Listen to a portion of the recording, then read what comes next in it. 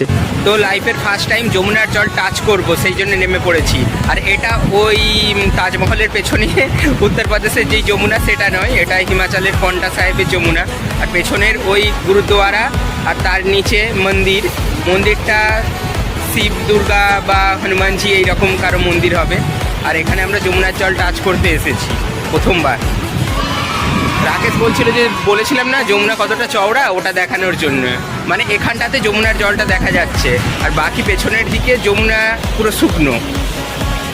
তো প্রথমবার যমুনার জল টাচ করব। এই যে যমুনার জল, যমুনার পাথর। হর হর মহাদেব। तू भी टच कर ले, इधर दिखा, मुंह दिखा, ओम नमः शिवाय बोल।